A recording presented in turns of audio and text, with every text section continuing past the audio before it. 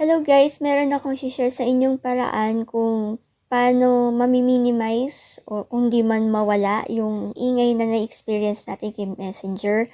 Alam niyo yung, di ba, yung mayat-maya siya nag-a-announce ng new message notification sa mga unread messages natin. So, papakita ko sa inyo, kanina ko lang kasi siya tinry and hopefully gumana rin sa inyo. So, pupunta muna tayo sa Messenger. Recents.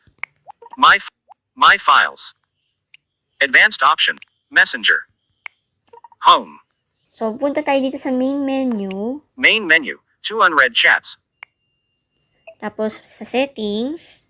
Settings. Button. Yan, sa settings button. Username. Messenger. Tapos, punta tayo sa notification and sounds. Username. Button. For family. Supervision. Services. Orders. Payments. Preferences. Avatar. Notifications and sounds. Notifications. Tapos, i-on lang natin yung... On. Message reminders get occasional notifications. Yan. Ito, babasa ko sa inyo. Friends.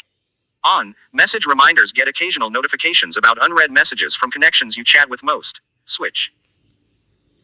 So, Controls. try natin pabagayin Links. yung ano. Windows. Default. Speech rate. Speech rate 161%. Speech rate 100%. Speech rate 110. Speech rate 121%. Friend. On. Message reminders get occasional notifications about unread messages from connections you chat with most. Switch. Yun. So, yan lang po ang i-on ninyo, yung sa message reminder. Tapos, observe nyo guys kung nabawasan na yung ingay ni Messenger. Kasi, ito na-prove ko to habang nagvo-voice message ako. Hindi na sumasabat si Talkback. Or, kahit si Prudence, hindi na rin siya sumasabat sa, sa pag nagvo-voice message. Although, paminsan, nag-iingay pa rin siya, nagbabasa pa rin siya ng new message notification, but at least, hindi na siya disturbing sa voice message para hindi ka na nauobliga pa na i-turn off yung screen reader mo para walang maingay, ganyan. Pero at least, eto, good help na to sa atin.